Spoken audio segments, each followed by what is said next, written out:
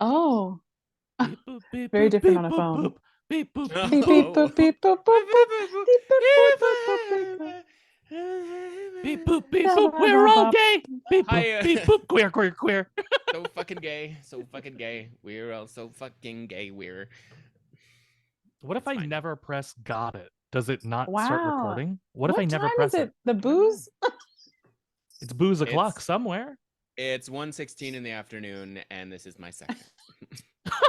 Congratulations. It's Thanks. like not even Wow. 5 here, and I'm Thanks, I like need it. having to. Yeah, I'm sorry. I hope things improve. This is empty. They This is won't, empty. but I don't thank have you. anything. So, hi everybody. Welcome Oh. to our Omni Bilateral Panic live. Live and in Live? person. Live and in person. We might as well Tony lie Awards about it all. special. We thought we would just geek out and be theater nerds for you for a little bit. So Yeah. We're broadcasting from Rome we're in broad- person. We all came here We did. from the Colosseum. We did. I love the Mhm. Coliseum. I And then love we have it. digital backgrounds that look like our Not a usual thing. places. Yeah. We took we went all the way to Rome to green screen our own rooms behind us. Yep. That's And we're actually right next to each other too. Yeah. But we have the audio equivalent of horse blinders so that we don't audio bleed. But I I'm love touching you guys both so with my hands. much. Yeah. Yeah, you Just are. reach across the Shoot. aisles. My thing's too wide. It's gonna try and do the puppet arm. You can show off your guns, Cameron. Yeah, show us your guns. There they are. You're welcome, internet. Oh. Anyway, here's that theme song. Oh, here we go. Beep boop boop bop boop bop boop beep boop bop.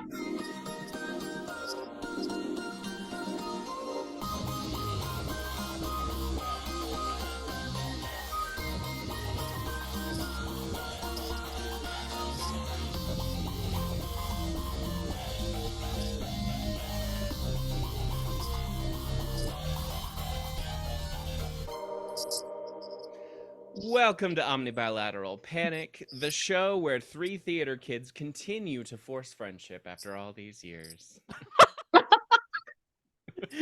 I would like to amend it to a devised friendship to go along with the theater aesthetic today. To go along with the theater aesthetic. A devised friendship. I mean, that's true, but A devised I'm friendship kidding. initiative. I adore you both so much. Thank you for doing I this. adore you. Sometimes A I con- forget that you wrote the theme song, and then I hear it, and I'm like, "That's amazing." Yeah, we should tell Thank you. someone. We should tell someone. We should Tell my someone. agent, for fuck's sake. Do you have an agent, Cameron? No, I'm working on it. Oh, okay. Working on it. Okay, we'll get you one. As soon great. as you get one, I'll tell them. Excuse me, agent. Excuse me, did you know that Cameron wrote this theme? Let me play it for you. Unnamed agent. let me play this shit. Let me sing it for you. Beep, boop, beep, Hold on, beep, hold on. I do have a jazz arrangement, actually. Oh, what? I do. We've never used it. That's season 2. That's season 2, baby. That's season 2, baby.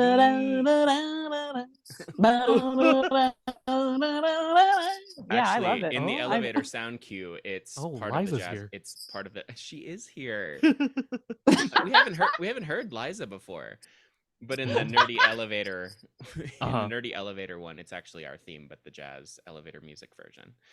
Oh, That's amazing. Oh my god, I'm Oh learning my Easter God. eggs about my own podcast. That's what I Oh like. my god, it's a Tony's miracle. It's a Tony's miracle. Happy Tony. Happy Happy Tonys, Tonys, everybody. everyone. It is soon going to be the most sacred day of the year for theater kids, and it's going to be unprecedented because nothing is written. Yeah, I am so fucking excited. I was excited anyway, but now it's like, what's gonna happen? We have no I know. idea. Yeah. Part of me, like, I'm very conflicted because there's the camp queen in me really wants to watch this dumpster fire of a Tony's presentation. but I think in solidarity, the other part of me is in solidarity with the Writers Guild, should have just fucking held off on this. Like, reach Yeah. your deal, get these writers paid, because otherwise we don't have a show. Everybody's like, oh, we don't, if we don't do the Tonys, nobody's going to see shows. Well, if you don't pay your writers, nobody's going to have shows. So what are we Right, right. doing?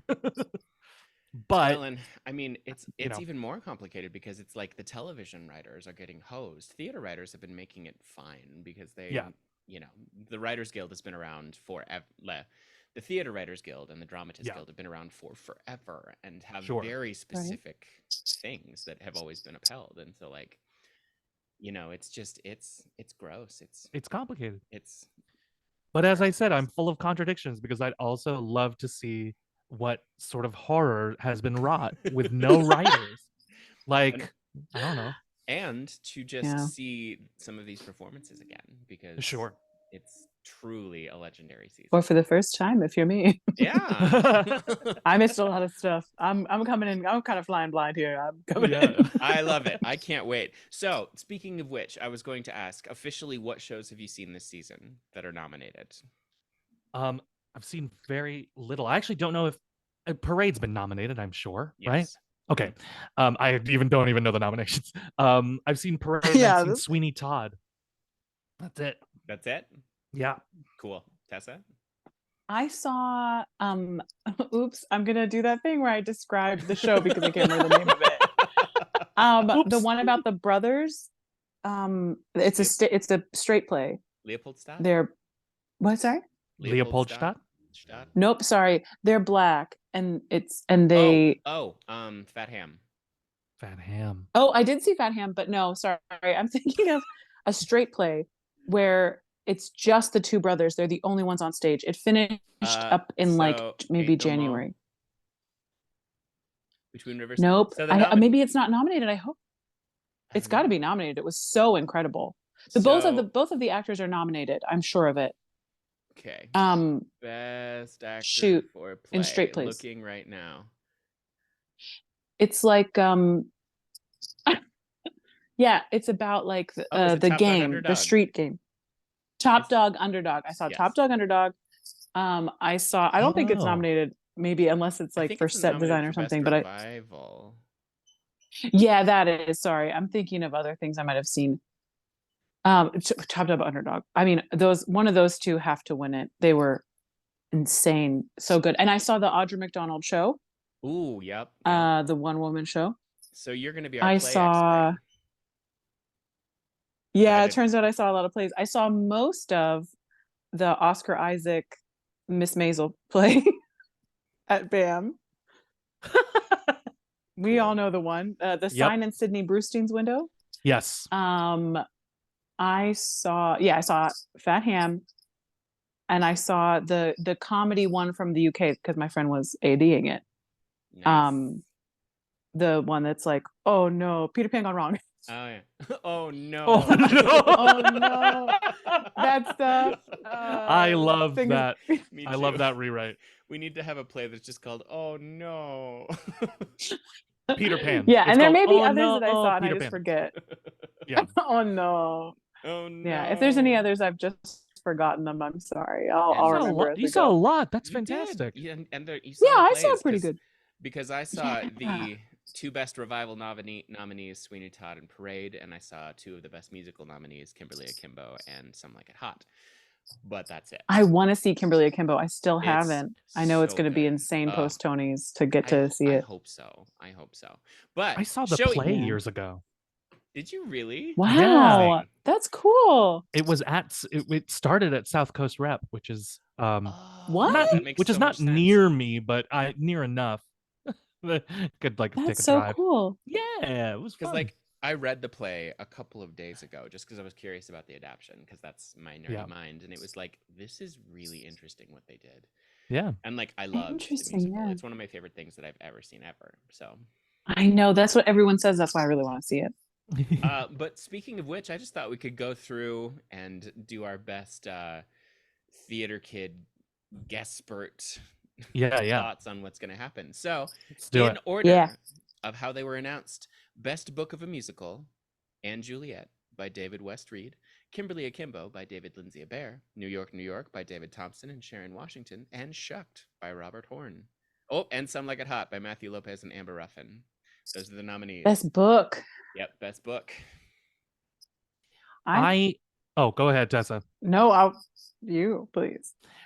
I'm only gonna put this out there. I don't want to be, I don't want to be disrespectful of work, but I also am a bitchy theater kid.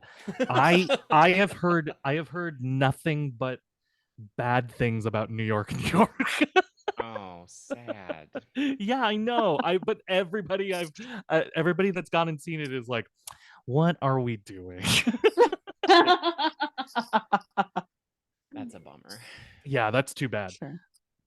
I I think Kimberly Akimbo will probably take best book. I've heard mixed reviews from Shucked. I've heard that it's incredibly funny but has nothing happening, and I've heard that it's terrible.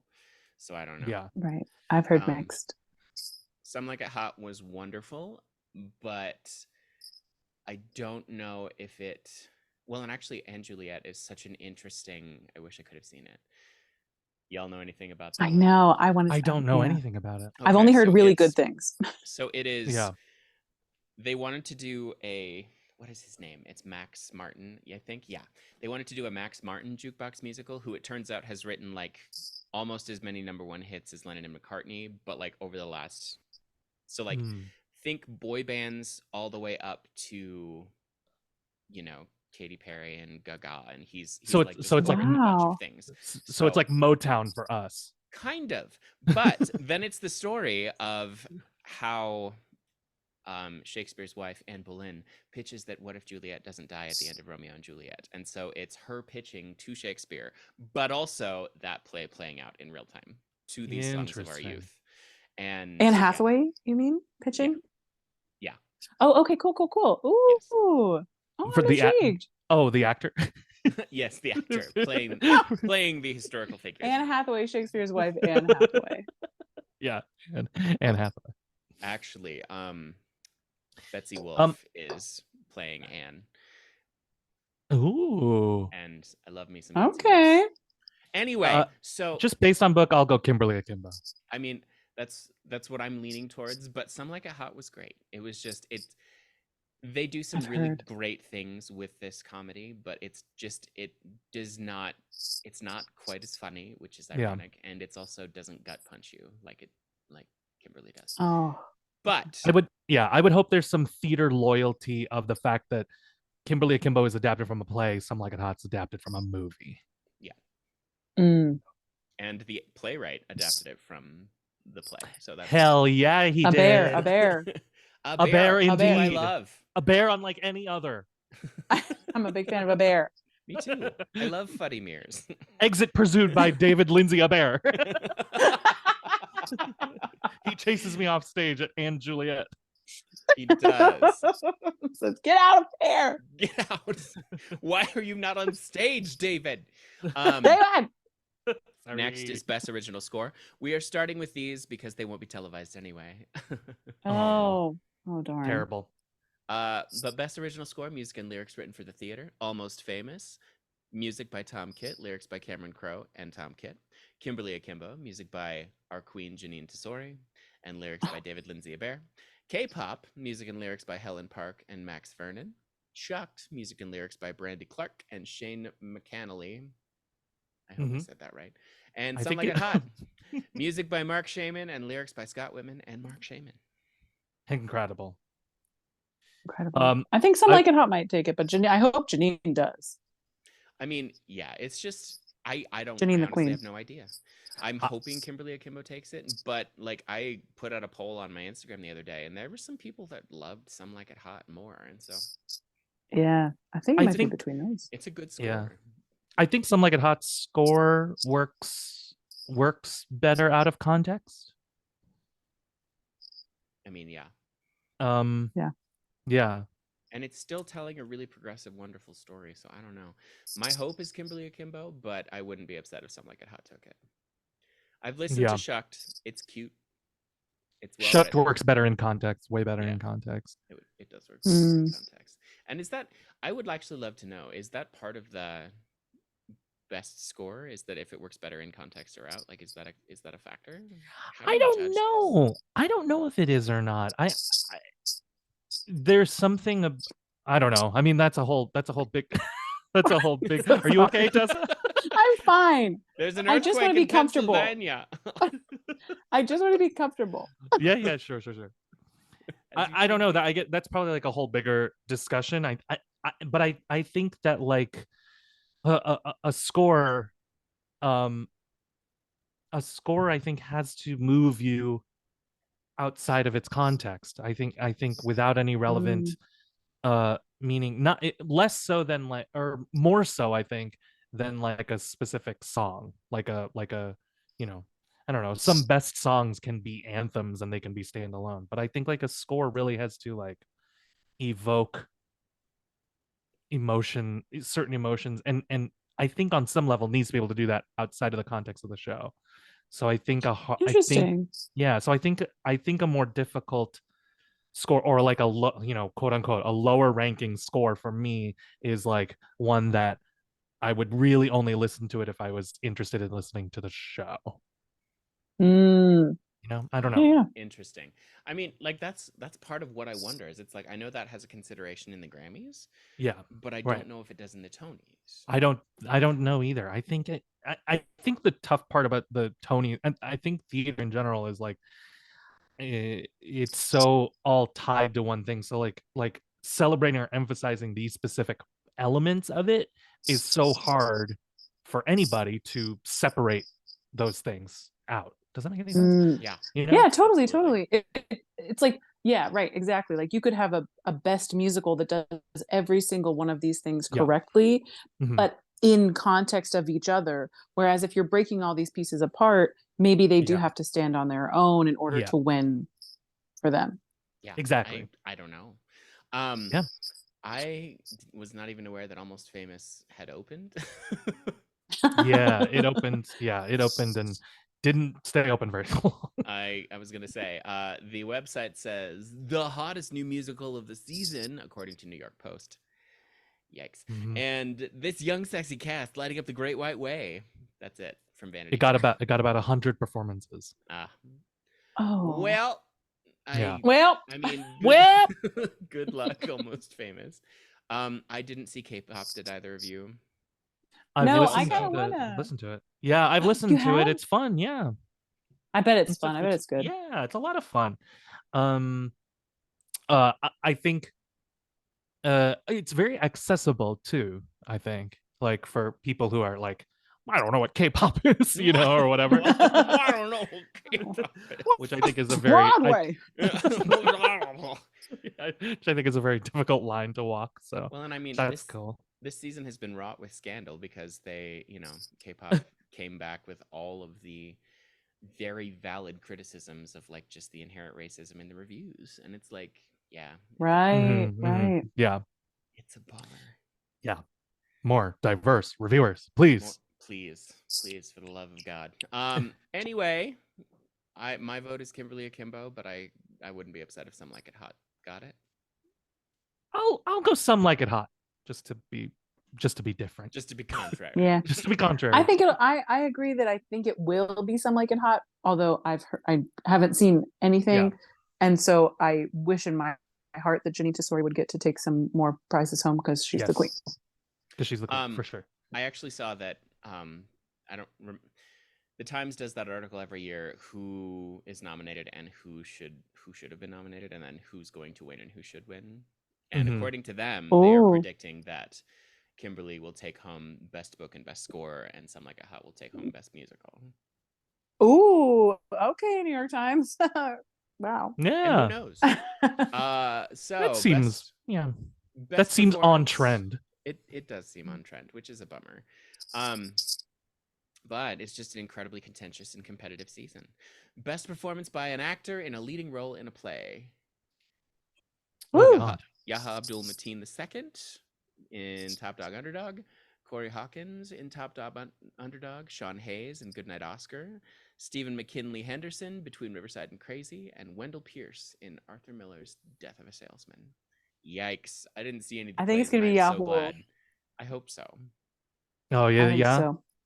Yeah. Having seen Top Dog Underdog, I feel like if it doesn't go to one of those two, I haven't seen Riverside or Crazy. I haven't seen many of the other plays, but having just seen Top Dog, Underdog, one of those two actors has to take this.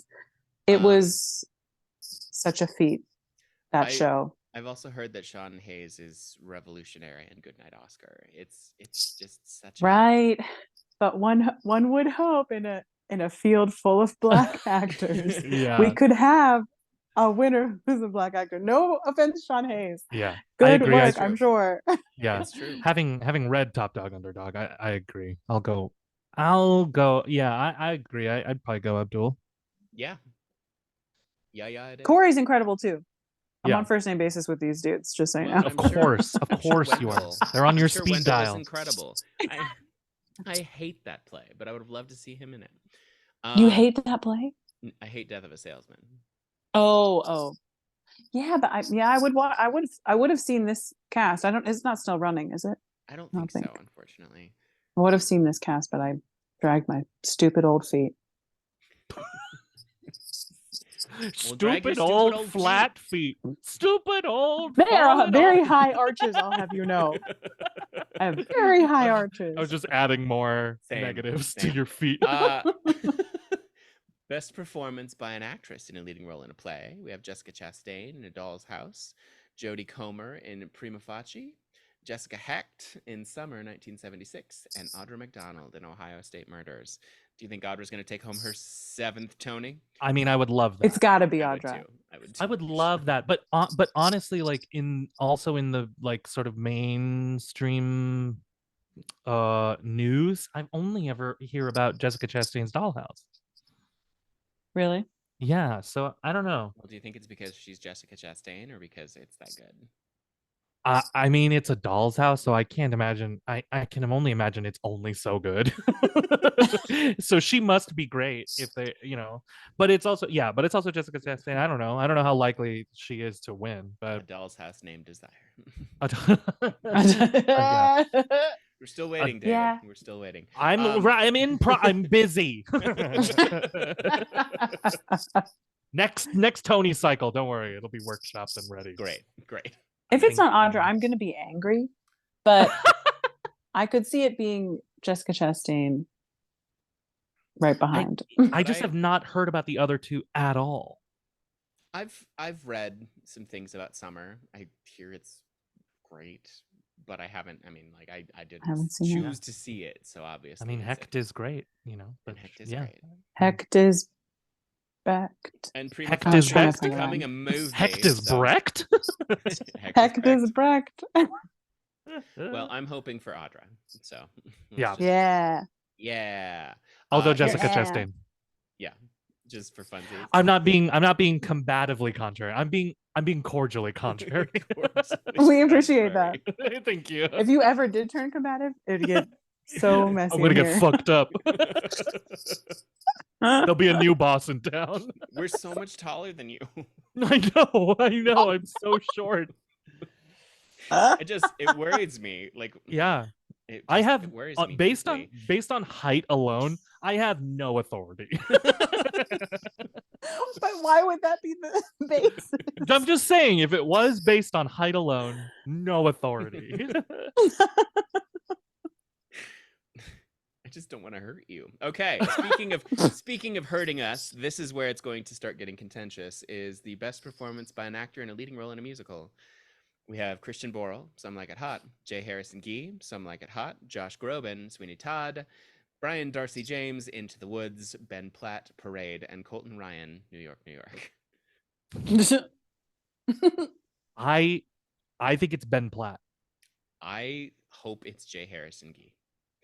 I hope it's Brian Darcy James. Ooh. I just love him. I just have loved him for a long time. I love Brian Darcy James. I want to kiss him. James too. Same. He's so dreamy and so daddy, and he's so dreamy. And like, what a thing. And I mean, I love Grobes, but I was Grobes was Grobes was okay. He's for a second you said Grobe. I love Grobes. I love Grobes. Love some Grobes in the morning. I love Grobes. Love Grobes. No, Joshy was great. Yeah, bless him. Beautiful singer, but just a just a straightforward act. It wasn't even. I would say it's not even that scary with Sweeney. Well, and he's not Oh. terrifying. He can't be. He has that sweet face. Yeah, He And has, unlike my sweet but face, this is he doesn't have a psychopath living inside him. So, it's just. but that's what I feel like is interesting, because I'm always pitching myself to play all the psychopaths that Yes. Shakespeare wrote, because I have a friendly face that no one would expect. Mhm. But if you're not able, I feel like if you're not able Yeah. to turn it, Well, it's always the difference. It's the Christian Bale once said about American Psycho. He was basing it off basing it on Tom Cruise. which is a very friendly face, dead behind the eyes. And if you can't do Right. that, then it doesn't work. And Josh Groban wasn't so much dead behind the eyes. It just wasn't there. There just wasn't. He was trying to do something, and it wasn't enough. Okay. Do you know what I mean? So I know what you he mean. was very tragic. It was maybe one of the most like tragic kind of Sweeneys, but I didn't believe as much. I didn't believe his epiphany as much. No, I didn't. You know? I didn't believe the rage So, at all. Yeah, And I didn't believe also, the I rage. wish they would have transposed the entire score up a second for him. For him, yeah. Because he's not a Barry. He's a tenor, right? No, he's a baritone, but he's a lyric baritone, and he just does not have the meatiness of those low A's that it sometimes requires. And Yeah. as a result, he also he really lives in the F's and the G's up top, and the highest Sweeney sings is an E ever. So it just it's not that he didn't sing it beautifully, it's just he didn't have a moment to sparkle like Grobe should. Because boy did he sparkle in Natasha and Pierre. Right. Sparkled the shit out of that show. He's a sparkly boy. It was like he was still in Natasha Pierre. That's what it seemed like sometimes. But speaking of sparkly boys, J. Harrison Gee was just revolutionary. Was just revolutionary in Some Like It Hot. They were so beautiful, and their transformation was so lovely, and they got to be so snarky and so just wonderful. And it was good. And what a voice and what a dancer. And it was just and Christian Borle has even gone on record saying, I hope I get to watch Jay win. Oh, that's great. I love it. Yeah, I don't know. I think he has the tougher role. I think Daphne, because Daphne's the Jack Lemmon role in the movie. And that think is hard. That's a really hard role. Yeah. That's the harder one to connect emotionally to. And they absolutely do. And also because the show has been rewritten to be progressive and contemporary, it's that she realizes she is happier as a woman. Well, which hey. was hinted at in Jack Lemmon's. But they go full force. And so about time. Yep. It was just so lovely. And so that is my vote. Although Ben Platt was also amazing. I'm sure. That show fucked me up still. Yeah, it's a fucked up show. I think it would be, for me, as much shit as I gave the movie, it would be such a redemption arc to me to after Dear Evan Hansen, the movie was such an atrocity, for him to come back and be a winner. He rightfully wins this. If he wins it, I have there's no issue with that, because I would be yeah, that's correct. That's correct. Okay. Yeah. But yeah, and I mean Christian Bale was also incredible in this show. It was made for both of them, and there's so much dance, and they both dance so beautifully, and they're so funny. So good. And it's just it's if anyone wins, I'll be pretty stoked. It's a good. That's awesome. I don't know about Colton. Not the New York guy. I didn't see it, but it's also his it's his first lead. He's cute. Yeah. He's got a really nice pay voice. his dues. Yeah. Yeah. He can earn it. He's got time. He can earn it. So now the most contentious for me is best performance by an actress in a leading role in a musical, which is Annalee Ashford, Sweeney Todd. Which when I saw it, I was like, she is going to be the one to beat. After I saw it, I was like, oh, you remember you saying that? She is remarkable. But then Sarah Bareilles, Into the Woods, which my sister saw and said, thank you for saying it with proper dialogue. That's actually a side by side by Susan Black. Wouldn't it be? Is it French? Would it be Bareilles? I think it's Italian. Sarah Bareilles. Sarah Bareilles. My sister Eclair, saw like a squirrel. my sister saw her in this role and said she was incredible. Victoria Clark, who is a goddamned magician. Lorna Yeah. Courtney from Anne Juliet, and then Michaela Diamond from Parade, who was also just y'all. Yeah. Yeah. Yup. Go ahead. Well, Ian's go. This is the one that I've seen the most in. I'm 3 out of that. Well, I said 3 out of the nope, 4 out of the last one. 3 out of this one. But Victoria Clark manages to believably be a teenager, which is just the strangest thing I've ever said. And actually, Janine Tesori was like, when we were pitching this, we're like, you're not actually old enough for this, but we'll age you up. Wow. But like the way she is able to, she's got the sparkliest eyes, and like it just carries through the impishness and the believability, and like there are so many genuinely sweet and heartbreaking moments in that show that she just carries. I've seen Victoria Clark in Light in the Piazza. I have not seen her in Kimberly Akimbo.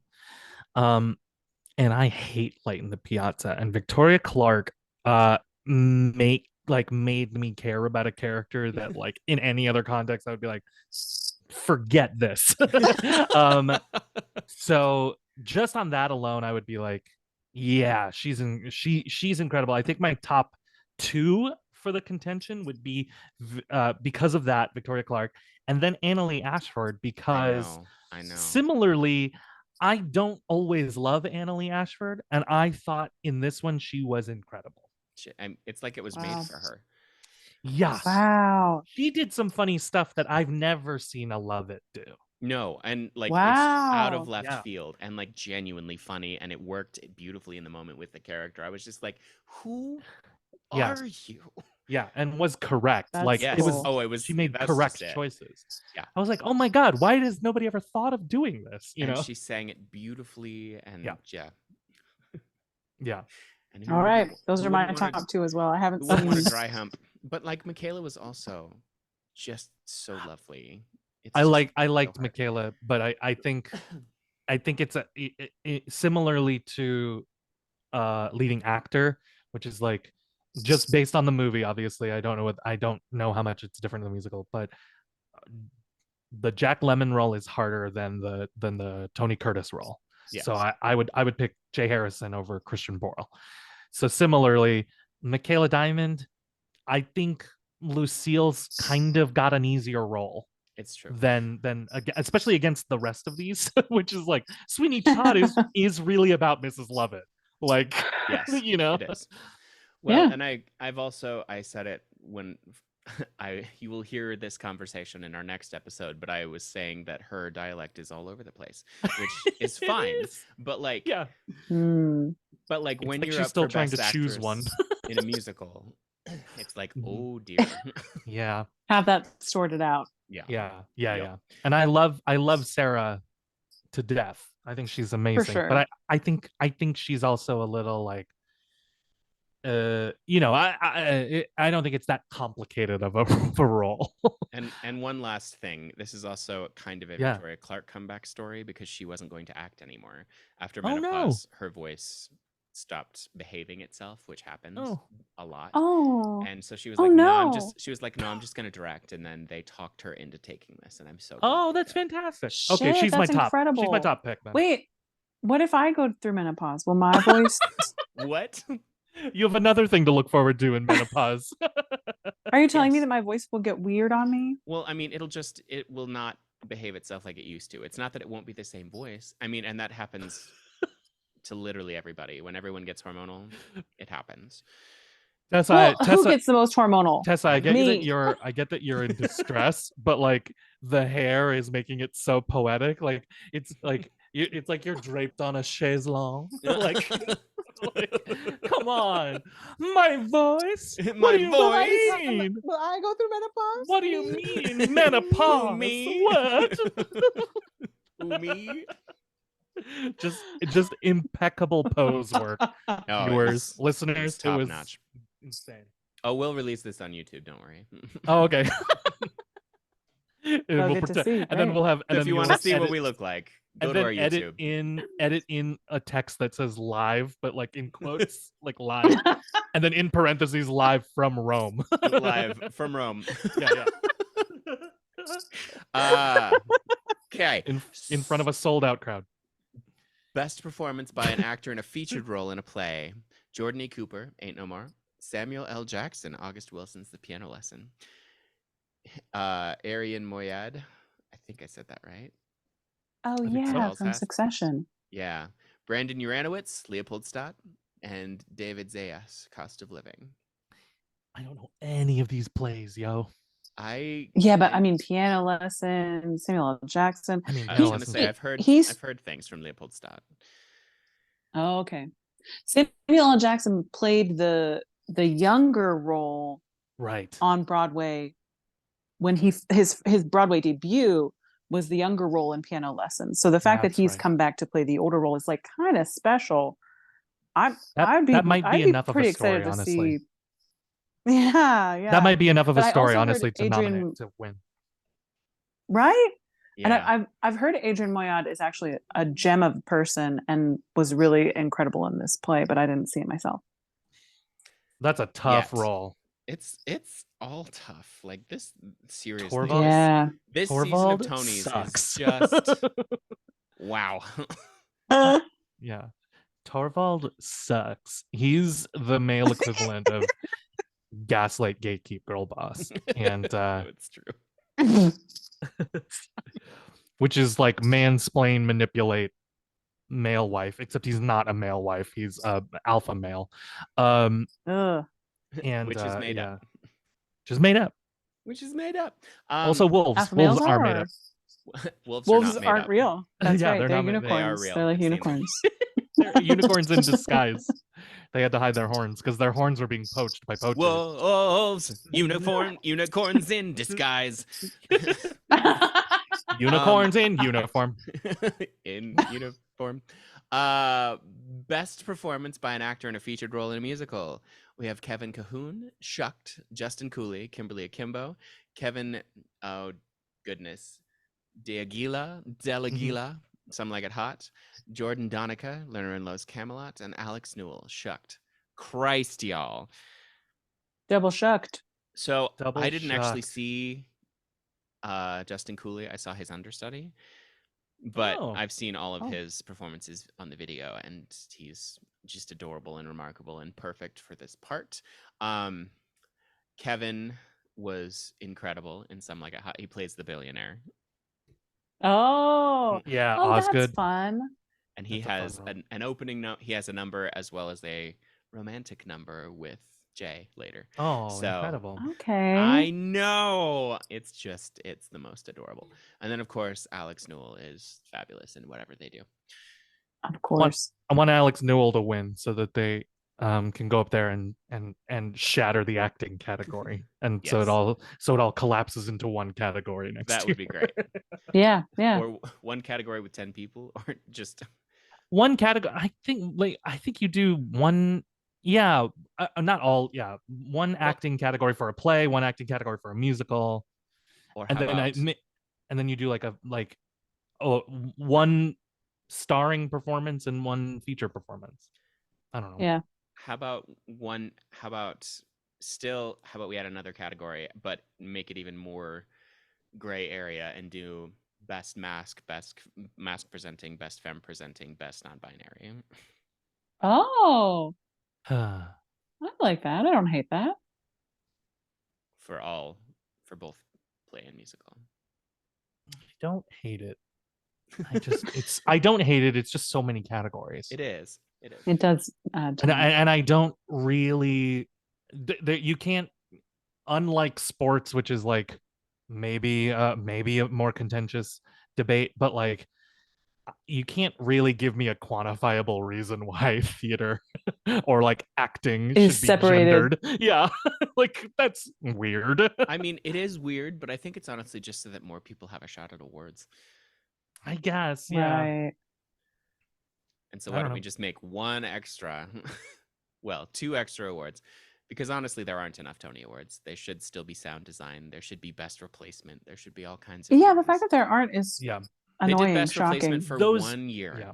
Those You're kidding. those categories are more important to me than adding another acting category. I think they should. Mm. Yeah. Fair and Yeah. fascinating. I Best ensemble. There should I be. think I'm gonna have to do best Oh. ensemble for sure. There should Yeah. be. Best dance captain. Hell yeah. Oh, damn.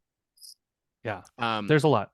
I'm gonna vote for Justin Cooley just because, but my second would be Kevin, and I would love it if Alex won as well. Actually, Yeah. Jordan is also. I haven't seen Camelot, but I've seen videos of him performing, and he is revolutionary as Lancelot.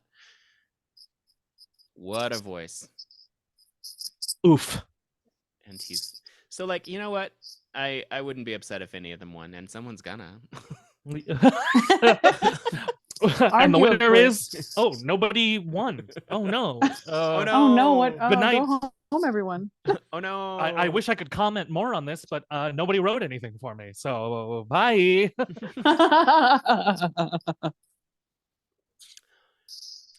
We're just gonna get to hear presenters' true thoughts and feelings, which is going to be fascinating. Yes. Perfect. Sorry, I just put my hair up and saw what it looked like, and I look silly. You just have a lot This of hair. is going to be No, really you win. entertaining for the YouTube No, you win. watchers. For the all Best this hair. hair. watchers. Best hair hair. goes to Tessa Professor Flannery.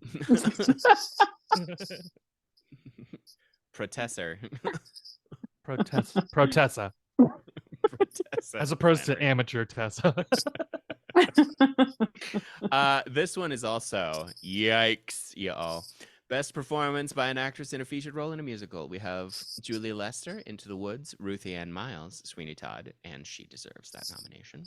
Yeah. Bonnie Milligan, Kimberly Akimbo, Natasha Yvette Williams, and Betsy Wolfe. Damn. I want Ruthie to Yeah. win. Yeah, I do want Ruthie to win. I would love if Ruthie won, but Bonnie Milligan was so good. Yeah, I wouldn't mind a Bonnie Milligan win either. And also, Natasha Yvette Williams was so good.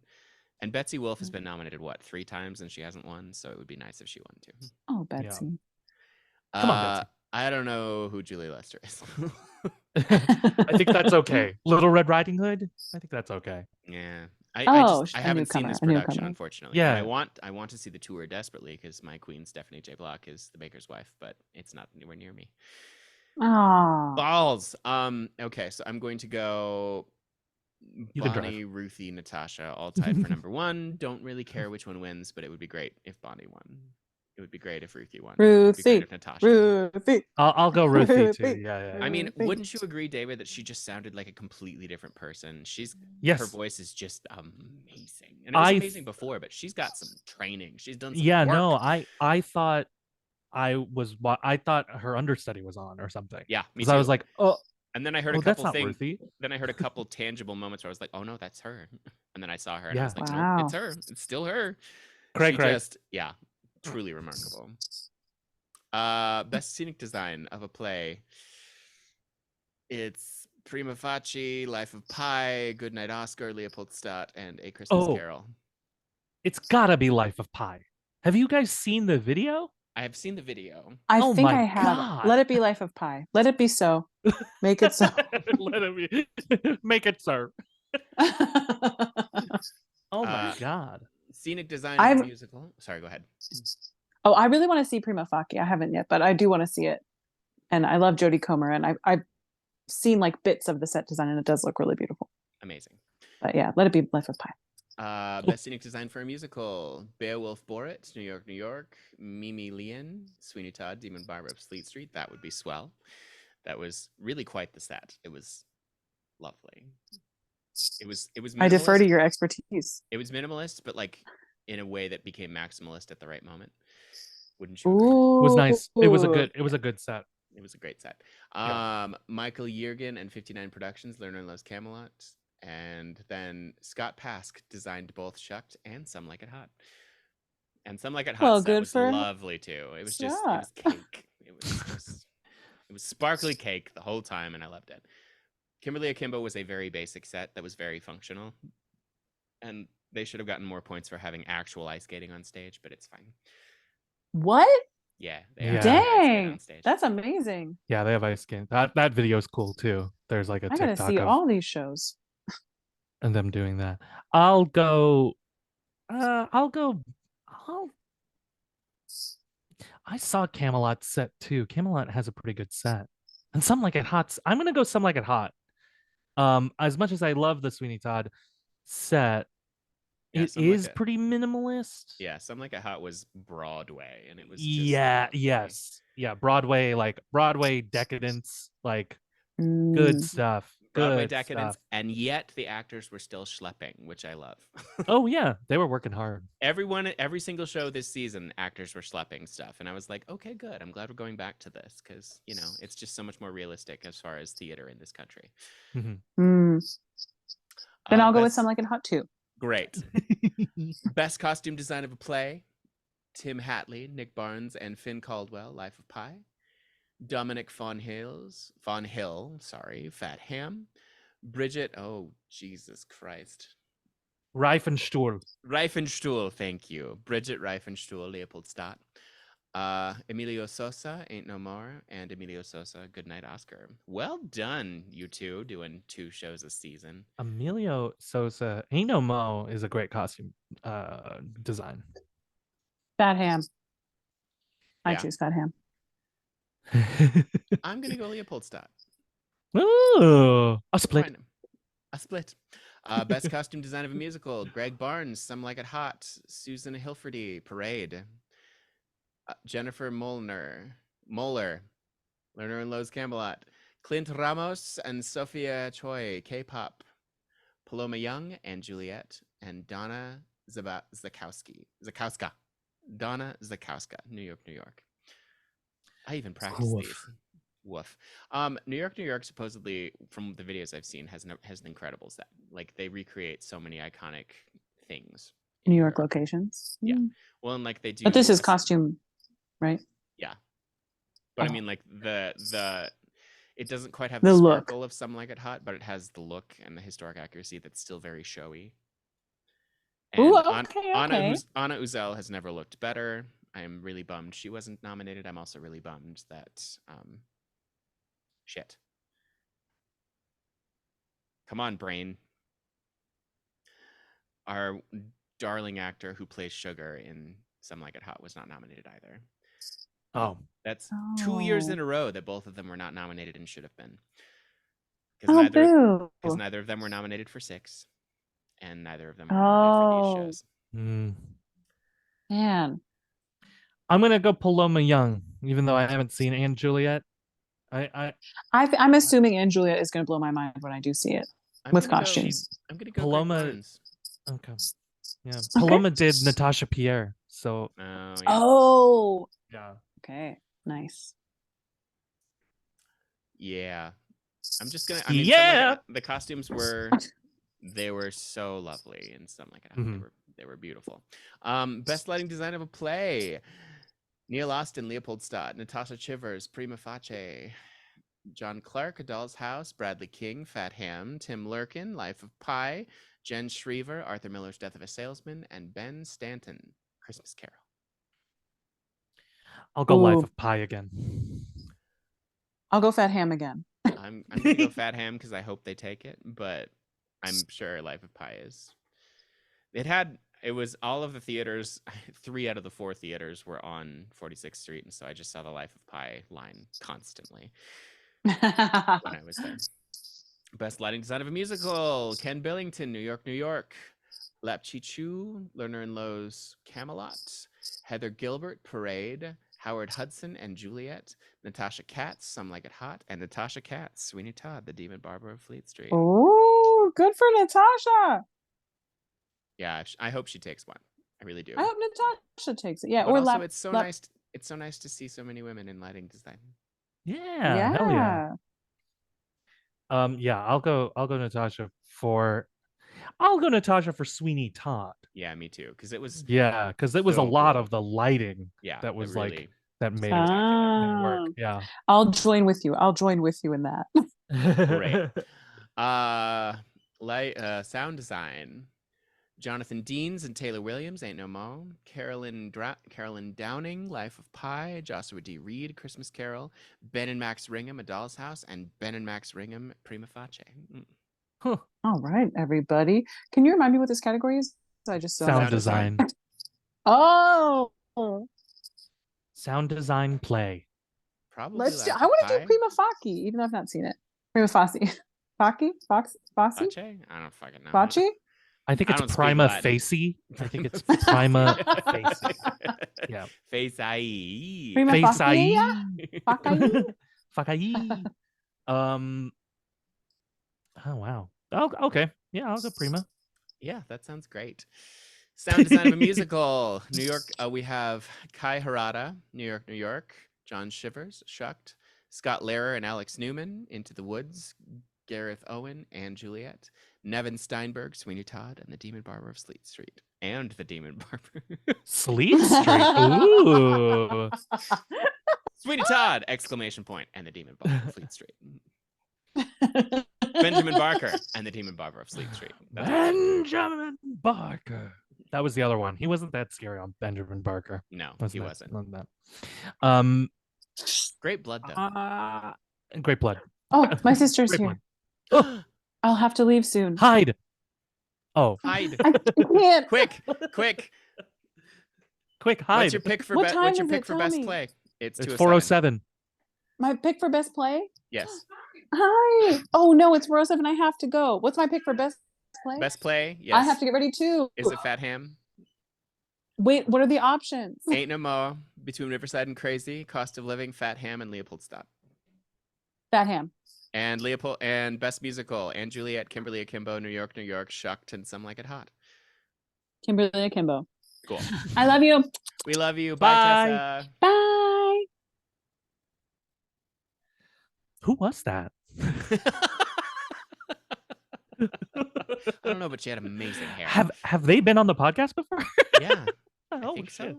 Oh, okay. Oh, Well, I'll shit. check my notes. Maybe she. Oh maybe shit. Oh shit. Let's see. Where did we Where leave were off? we were scenic design, costume design, sound, lighting, sound. Tessa had to go. Direction. Everyone. Tessa did have to go. She's a busy woman. She's a busy lady. She is. So, direction. Oh, direction. Oh my god. I mean, if it would help, we can only talk about the things that we've seen because I haven't seen any of these plays, unfortunately. I'm at a loss for the plays, unfortunately. Yeah, I haven't seen any so, of them. Best direction of a musical: Hmm. Michael Arden, Parade; Lear de Bassinet, Into the Woods; Casey Nicola, Some Like It Hot; Jack O'Brien, Shucked; and Jessica Stone, Kimberly Akimbo. I didn't know Yikes. Lear did Into the Woods. I Did had no idea.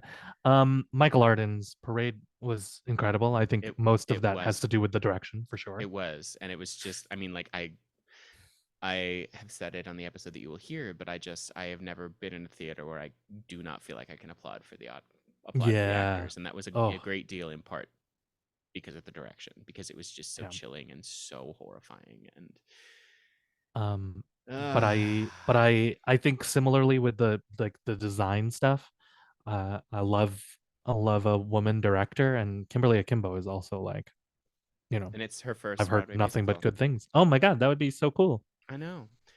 Well, and actually, she used to be an actor. She and Victoria Clark did Titanic together.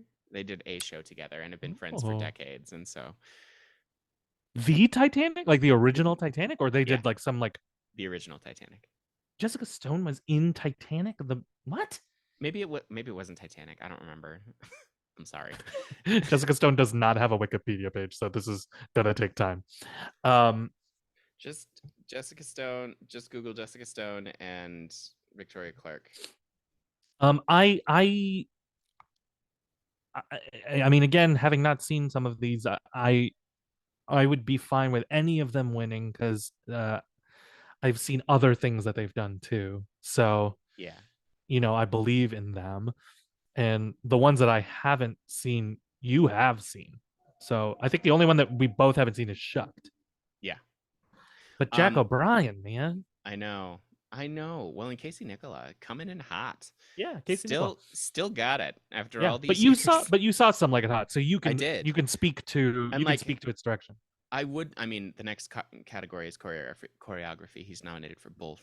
But Oh, I think the choreography was incredibly strong. I don't know if the direction was as strong. Like there was some brilliant acting and some for wonderful things, but like the cohesiveness was not quite there as far as and like in like Kimberly Akimbo, you just every second your attention was held yeah, because of the direction, because of everything teaming up and working so beautifully. And like this is just my opinion, of course, but sure.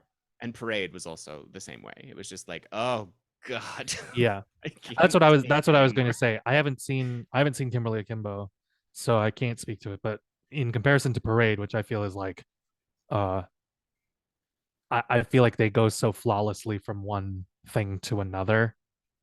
Um, Michael yeah, Art. Oh I think no, it that. was sorry, it was How to Succeed in Business Without Really Trying. They were both Oh, very nice. Oh, I love it. the revival. Um, so yeah, I think in that on that criteria, like Michael Arden would edge out Nicola for Some Like It Hot. Mhm. So Well, and I've heard yeah, nothing but amazing things about this production of Into the Woods too, because Lear is yeah. one of the greatest we have.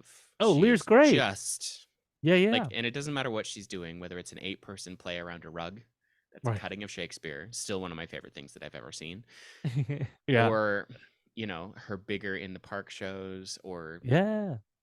some of the revivals that she's done at City Center too are just mwah. So like Yeah. I have high hopes for her. I have high hopes for Jessica. I have high hopes for Michael. He's also one of the greatest we have. Yeah. I'd probably go Jessica or Michael Arden. Yeah. I think that's the two. The only uh count against Lear. Lear's great, but I feel like Into the Woods, I feel like everybody's kind of forgotten about it. It's that nominee that was like so early in the cycle that like Uh-huh. everybody's kind of, you know, It's true. there's just other things that have been like comparable, if not better, that have come along And later this year. to be fair, it's a really hard show to fuck up. Yeah, yeah, it's a pretty like solid show. So yeah, I've seen it in professional productions. I've been in college productions, and I've seen high school productions, and it's yeah. still the same show. You've seen Into the Woods Junior. You know that's it's. I mean, because that's the other thing too. Like that's the stark contrast of Into the Woods to Sweeney Todd, because watching the Grobes, Annalie Ashford, all them, Sweeney Todd, I was like, oh yeah, Sweeney Todd can be good. Hmm. Like Sweeney, but like I have the same thing where it's like with Into the Woods, it's like every Into the Woods I see is like, It's Into the okay, Woods. it's Into the Woods. Yeah. It's solid. I love this show. Yeah, I love it. But yeah. Best choreography. But We have Stephen Hoggett, Sweeney Todd, Demon Barber of Fleet Street, Casey Nicola, Some Like It Hot, Susan Stroman, New York, New York, who was not nominated for direction but was nominated for choreography, Jennifer Weber, and Juliet, and Jennifer Weber, K-pop. oh my god, another double bill. I know. Good for them. I must say, I was blown away by the choreography in Sweeney Todd. It was unexpected and incredibly creative Yeah. and creepy and just like not what I was expecting at all. And it really added Mhm. for me everything. It did. Yeah, it did add. Especially this fucking thing in Yeah. the beginning of Act One. Yes. I was like, oh. Yeah. Yeah. For the viewers who haven't seen it, it's a lot of like, I described it as like it's like a lot of dead bodies moving around, like And dead bodies being manipulated. but also It's contemporary. pretty cool. Like it was Mhm. very oh shoot, what's the category? Not interpretive, but Lyrical, contemporary. Lyrical contemporary. and contemporary, yeah. Yeah, modern. Yeah, it was just and If yeah, yeah. you could feel how it you could feel how it like this sort of choreography is like um evolved from Hamilton and that era, like Mhm. a lot more integrated dance and a more modern, like you said. But it also fit. Like it wasn't a like it wasn't just a bunch of hip hop dance. Yeah. Like which would have been inappropriate for Sweeney Todd. They managed to make it work in that way, which I thought was Mhm. cool. I love Susan Stroman. Mhm. Great choreographer. Honestly, I think that's right to nominate her for choreography in general, than director. I mean, she's an amazing choreographer. Yeah, she's incredible. Always. Always. So I have to imagine that New York has some stellar dance numbers. Did you? And you said you liked the choreography for Something Like It Hot. I did very much. Yeah. It was all tap dance. Oh, incredible. The whole thing, including then I will an I will go 8-minute Nicola. chase sequence. Oh, hands down, I'll go Casey Nicola then. I think I'm gonna. You got to give it up for tap. Yeah. But like, if Stephen Hodgett won, I wouldn't be disappointed. No complaints. And also, way to no go, Jennifer! complaints. If you win, Yeah, kick ass. incredible, Jennifer. If Jennifer wins, I would imagine it is. I would imagine it is for. Well, that's tough, actually. I would imagine it's for K-pop, but yeah. But I don't know. Good for her. I wish I could have seen In Juliet. I hope it's still running. Yeah. I'm in the city. I hope it stays for a while. I hear great things about it. So. And what it's running for a bit. Best orchestrations: Bill Sherman and Dominic Falacaro and Juliet. John Clancy. Oh, Falacaro, yeah. Mm-hmm. Kimberly Akimbo, Jason Howland, Shucked, Charlie Rosen and Brian Carter, Some Like It Hot, and Daryl Waters and Sam Davis, New York, New York. I loved the orchestrations for Kimberly Akimbo. It was just they captured like the 90s perfectly in a really emotional, wonderful way that I was not ready for, which is probably why I wept twice. But openly I think weeping. Yeah. But also the Some Like It Hot orchestrations were wonderful. Big band is like my favorite era. Yeah, it's hard to beat. Oh god, it was so good. It's hard to beat, especially if you do like if the orchestration is really good. And I've listened to Anne Juliet and I've loved the arrangements that they've done. So like I've listened to all of them and so I can at least base it on that. I would go Kimberly Akimbo or Something Like It Hot for sure. Yeah. I think Anne Juliet is good orchestration. Is orchestration the same as arrangement? No, but they don't have an arrangement category, so usually they go hand in hand, which is shitty. Yeah, so I would think that arrangement, I would go probably arrangement for Anne Juliet. Yeah, more so than orchestration. That's the other thing is they are technically separate jobs, but they often are done by the same people. Right. So like it's weird. So maybe that's why it's not its own category, but maybe it should be. Yeah, it should be. Or like best vocal arrangement should definitely be. Yeah. Category. Because like, damn. Yeah. We know that Here Les Loves Music is amazing, but it would be nothing without the vocal arrangements that were done post. No, yeah. Because it's pretty straightforward. Not straightforward, but you know what I mean. Yeah. Like it's pretty straightforward orchestration.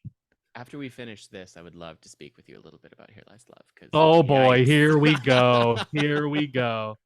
Yeah, I can't wait. I can't wait. I know exactly what you're talking about too. Best play. All right. Yeah, do it. Ain't No Mo. Yeah. By Justin E. Cooper, Between Riverside and Crazy by Stephen Audley Gerges. No, shoot. I think it's Gerges. I don't know. I'm so sorry. My apologies to the author. Cost of Living by Martina Mayock. Fat Ham by James. Wow, Cameron Michael. I'm so sorry. Leopoldstadt by Tom Stoppard. Comeback Story. I'll go Fat Ham. I've heard nothing but incredible things, and it is a public theater show, so I will join you. Yeah, I mean, Ain't No Mo technically is a public theater show too. It's true. It is. I think Fat Ham's the better play. And like, I wouldn't be upset if Leopoldstadt won. I've heard incredible things. I'd be fine with that. I would prefer Fat Ham. Best musical: Anne Juliet, Kimberly Akimbo, New York, New York, Shucked, and Some Like It Hot. I'll just go Kimberly Akimbo. That's what I'm doing, but I wouldn't be upset if Some Like It Hot won. I wouldn't be. I would be a little surprised if Some Like It Hot won. I think, but yeah, I wouldn't be mad about it either. But I think Kimberly Akimbo has my vote. Yeah, it's just I can't wait for you to see it. It's truly I'm excited. one I'm of the greatest psyched. nights I'm of theater psyched to I've ever see it. had, and it was an Yeah, afternoon. yeah. It was a matinee. I Oh. saw a fucking matinee, But it and I still felt was like a night. oh yeah. It was so good this matinee that it And felt I like was a sitting night of theater. by myself with a bunch of New Jersey NYU theater teens, which Oh, should have ruined incredible. any night, and it did not. Sure. Including theirs. It didn't ruin their night either. And if you want to talk about bitchy theater kids, there's nothing worse than NYU kids, and they loved it. So No, yeah, that's the worst. Best revival, The Piano Lesson, A Doll's House, The Sign in Sydney, Bruce Dean's Window, Susan Laurie Parks, Top Dog, Underdog. Man, I'll go Top Dog, Underdog. Yeah, me too. But I think it might be The Piano Lesson. I think they might, just to go along with, like, because I think And Samuel L. August Jackson would be a Wilson. good story too. Yeah. Yeah. And we love August Wilson. And the last contentious best revival of a musical. Oh yeah. Yikes! Into the Woods, Lerner and Lowe's Camelot, Parade, and Sweeney Todd, The Demon Barber of Fleet Street. Honestly, I think it's a 3-horse race. I think Camelot doesn't stand a chance. No. I think the other 3 are just incredible. Again, I think Into the Woods loses the edge a bit because it just feels long ago. It feels like last year practically. Like it feels like last year's award cycle. Ironically, all three of the legs on this horse are short, limited runs. Yeah, I know, and maybe that's probably better for revivals. I don't know, Probably. but I will go Parade as much as I love Sweeney Todd. I think I'm gonna have to go Parade too, because like it fucked me up, and it was amazing to see Sweeney. It was incredible, but Parade fucked me up. And I also would say too, like, Parade has not been revived since then. Sweeney Todd and Into the Woods have both had a revival since their original run. They have. So, you know, Into like the Woods has had that's a couple. That's pretty unique. Yeah, Into the Woods has had a couple. So I think that's pretty unique in its way that it has managed to do that and be so timely. And also, our Lord and Savior Steve has 2 nominations in Best. Hell yeah! So, hell yeah! Just saying. I love it. Yeah, I love it. I would be fine with either of them winning. If Sweeney Todd wins it, that's pretty great as well. But because it's a great fucking production. But man, it's what you said. It's like Parade. Yeah, Parade fucked me up. It did. It fucked me up. I'm still thinking about it. I'm still thinking about all of them. But like Parade, it haunts me in a way that not many things do. Oh. I haven't listened to the cast album because I'm like, nope, can't, not revisit. I know, this yet. Nope, can't. Yeah, you gotta wait. But Kimberly, it's a good cast album. Kimberly, I've been listening to every day. Oh, of course. And Some Like It Hot every other day. Hell yeah. And Sweeney is releasing. There's a track at a fucking time. I know, they're so good. They're so good about it. I love that. Incredible. But Sweeney Todd, I will say, had I think we talked about this after we haven't talked about Sweeney since I saw it, right? No, we haven't. I will say, like, the toughest thing, like one of the best moments in the play, in the show in general, is Pretty Women, right? Mm-hmm. And especially the fake out. And the one thing that, for all of its faults, the movie does really fucking well and plays to the strength of the medium of film is that they can really fake you out with that first knife cut, and then it just leads into Pretty Women, right? Mm-hmm. Hard to recreate on stage. Yep. And Sweeney Todd, the way that they did it, and the way the arrangement and everything, like in that moment, it was perfect, and it made me audibly go. Yep. like as it faked me out, I was like, oh my god, he's gonna do it. There's no other way. There's no way he's not gonna do it. And the blood was excellent. I heard several people go. Beautiful. I heard when I saw it, I heard several people go, and one person go, oh. I was just telling someone else that, like, um because they were trying to figure out how how gory it is, and also if there like are any jump scares or anything. And I said it's not that. I don't think it's that bloody. Like the blood looks No. great, but I think if you're like further back, especially, it's like it's just gonna look kind of red. It doesn't look like gratuitous. Then also, the I can only really remember one main jump scare, and I think I think the judge fucked it up a little bit. When the judge is supposed to grab Mrs. Lovett when she comes down into the basement, into the oven place, Mhm. and the judge isn't quite dead. I think like the scene was still transitioning, or like the cue was off, and like the judge was just like, I was like, well, that's not a jump scare. You I were think like, that was supposed to be a jump scare. Yeah. Yeah. It was I think more that of was a supposed jump to be scare. like It was more of a jump scare when I saw it. He didn't start moving until after she was standing. Yeah. Okay. So there you go. So I think he fumbled a little bit because like Mrs. Lovett was like not quite there, and he was just like, Hang on. I do think an egregious oversight was not nominating Gatton Matazzaro. Yeah, yeah. I You he disagree? was great. He was great. He was great. What would he He be was in? just so Featured actor in a play or in a musical? Yeah, he was so touching. Jordan Fisher was Yeah. fine. Jordan He was Fisher fine. oddly was okay. Yeah. He was fine.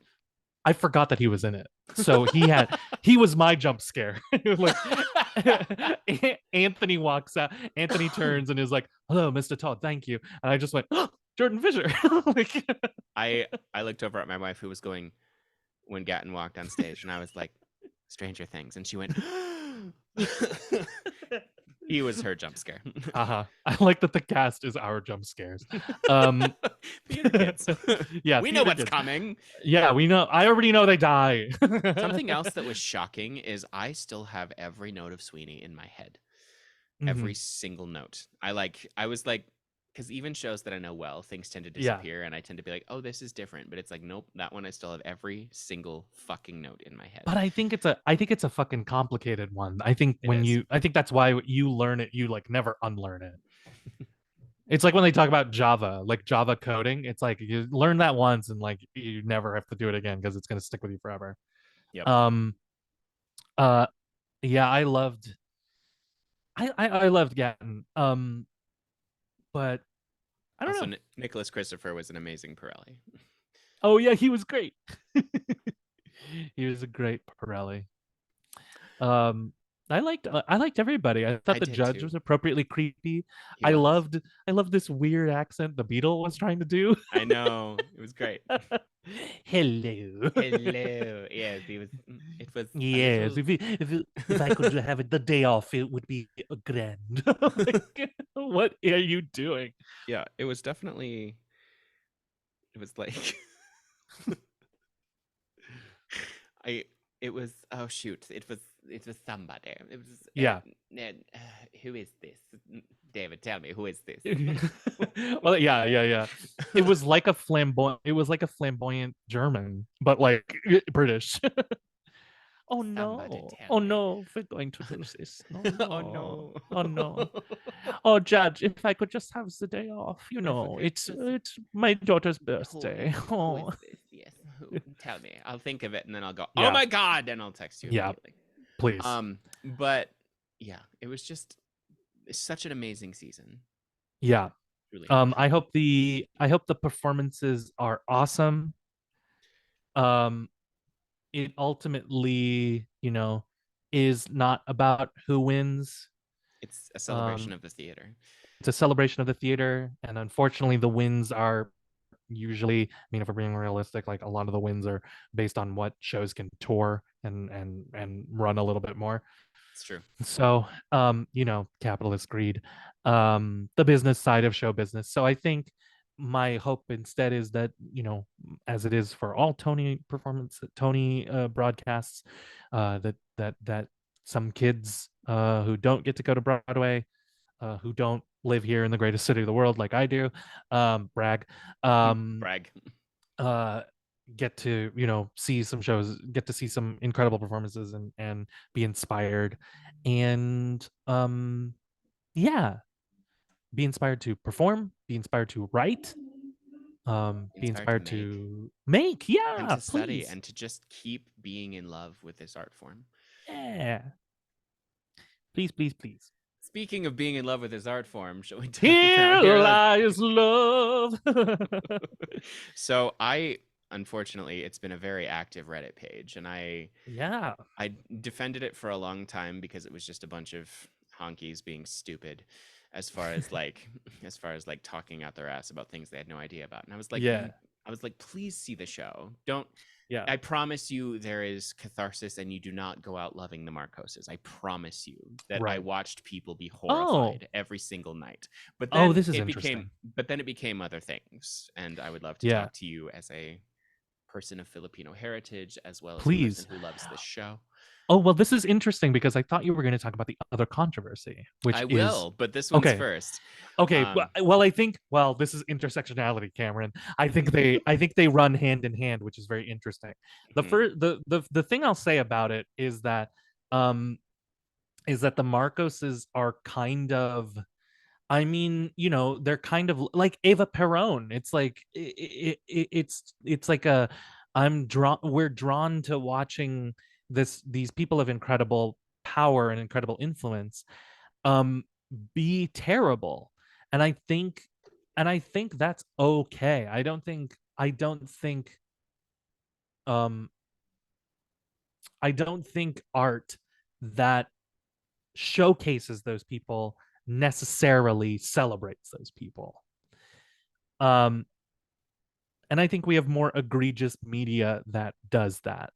I don't think at any point in Here Lies Love do I feel like they're getting me to sympathize with the Marcoses, which I don't, because it's a family of monsters. I Um, mean, the other thing that's come up recently is yeah, that a lot of people who live in the Philippines currently are saying that the fact that the show exists at all is a monstrosity because of sure, what the social media manipulation in the Philippines has become. sure, yeah, And the fact that a Marcos is currently in power. And so like yeah. there, you know, it's And just who been does, yeah, who does though seem to be like, you know, legitimately trying to do better than their forefathers. But yeah, so it's complicated. I imagine that Here Lies Love is probably not going to get there. um which is fine. I think it's fine. They've had enough of the Marcoses. It'd be like a, you know, like I have to imagine like Evita doesn't particularly do well in Argentina. I don't know. I don't it's hard to know. say. I mean, the last revival was the first ever time we had someone of Argentinian descent play Ava. Ever. Right. Yeah, which is wild. It is. But yeah, I don't know. I think, yeah, I mean that goes into all those elements, aspects of the conversation, which is like, uh, I don't think you should censor art. I think art should be allowed to exist. So there's that. Can you do art showcasing terrible people, objectively terrible people? There's no like middle ground, fortunately. It's not like there's some people you know, except unless they're extremists, like who are like, yeah, Marcos great, Ferdinand Marcos my boy. You know, there's nobody like that. But there is kind of a strange fascination of Imelda, even if there's people who are like, she was terrible, she's a terrible person, fine, yeah, but I think she's a character worthy of study. I think Mhm. she's a and and and makes for a brilliant musical, Oh, I think. absolutely. I agree with you. So yeah. I mean, I would argue that like a lot of really great musicals are about villains Mhm. ultimately, you know. I mean, we're talking about a couple of them right here. Sweeney Todd, you know. Yeah. um and Parade, there's no villains in Parade except for the people Everyone's the who villain. but everyone's the villain. At the very least, you know, it's interesting that like Lucille and Leo Frank like at least the way they are in the musical, they're not good people. You know, they kind of suck. Yeah. But it is still like the principle of the thing of like, this person seems to have been wrongfully, you know, accused and arrested, and And now is going to be convicted, and and killed, and then Yep. killed for it. And that's wrong. But that also speaks nothing to their character, you know. And so it's just interesting that uh Imelda would be singled out as like, oh no, we shouldn't do a musical about this. It's like, you've fucking done musicals about villains for years. Like, Yeah. don't tell me that this is the one that you have a problem with. Well, and I mean, just for the record, all of my favorite theater has always been about how there is no such thing as ultimate good and ultimate evil. Everyone Yeah. has the potential to do both, and does on a regular basis. And it's all about how you deal with it and how you approach tiny situations, not big ones, tiny ones. It's all about how you approach a daily life that determines whether you're a good person or not. And all of the shows that I saw deal with that a little bit. And Here Lies Love deals with that in a very upfront way. And like, the thing is there are moments where you find yourself swept up with the excitement, which was so purposeful. Sure, that's absolutely what you're supposed to do. And it's also like, dramaturgically, you're supposed to do that too. That's why it's in a nightclub. That's why like the audience is being moved around. Yep. That's why you're like relentlessly browbeaten with like sound and lights and like all these messages, and it's like a bunch of different people very quickly giving you sound bites. It's like Nino Aquino has like a point, and then as soon as you're like, oh, maybe there is something, oh no, we gotta move now, and he's gone, you know. It's like there's a point to that. And and yeah, I think it's a little silly, but I mean, you know, but that's the reactionary culture around art, especially these days, which is like, without that context, everybody's like, well, you shouldn't do that about this monster, you know. It's like, you have the most popular Netflix series right now of all time is Dahmer. Like, fuck you. Like, come on. Like, let us do like a story, because it does start to reek of racism. It does. Well, and one of the musicals that I'm currently working on is about a horrifying psychopath prisoner in the 50s in Montana who ended up taking an entire town by hostage. And yes, people died. And yes, real families were affected, but my show is about them. It's about how they deal with this, and how they dealt, and how so many people managed to survive in spite of horrifying odds. Yeah. And like, that's what Here Lies Love is about too, is the fact that the Filipino people were able to triumph in spite of this horrifying regime. Yeah. And it's yeah, I don't know. I think it's a I think it's a I just think it's a good fucking story, and it's worth telling. It's worth contemplating and recontextualizing in this way. Not recontextualizing as in like I'm manipulating it for a specific message, but I'm recontextualizing it as like a musical, which is accessible, which is like, you know, I mean, that's the thing too, is like, like we do that all the time. Like, I mean, fucking Hamilton is about like, yeah, he had some good ideas, but Hamilton's the fucking villain of his own show. Like, we have to be okay with that. Yep. Well, and like, I mean, the people who are really vehemently against it, they have valid points, and I completely understand. But at the end of the day, are you going to try and censor art or not? Because at the end of the day, we have no control over how people react. We have none. Yeah. None whatsoever. That's part of why we do it. But I think that's a larger conversation of people's illiteracy with media consumption, because it's not the creator's job to be responsible for how people react to it. you know. You can't Your be. your reaction is your reaction. That's the creator's job, is just to get a reaction, is just to elicit one. If we're not eliciting reactions, then there's no point. Yeah, there's no point. But if you're going, you can also be going for specific reactions, for sure. That's what comedy is. Like, I'm hoping everybody laughs, at this. Yep. But in general, it's just a reaction, and how you react and how you manage that's personal responsibility. And the problem with a lot of our society and culture around it is that we're very bad at consuming media, and we blame the creators. um and and I always applaud a little bit and celebrate a little bit, for the most part. There are some exceptions, but for the most part, I always celebrate a little bit when I hear stories of like this sort of negative feedback or whatever gets back to the creator, and the creator's like, okay.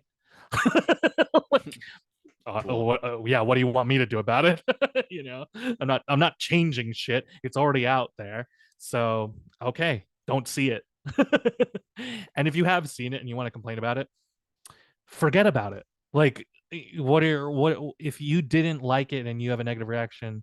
It's the same thing. It's like I have the same conversation about it all the time in comedy, which is like, yeah, sometimes you're going to offend.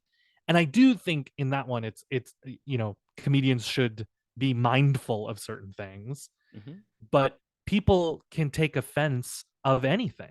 Yeah, so if that's their can. reaction, ultimately the comedian has to say, well, then there's nothing I can do about that. I'm sorry.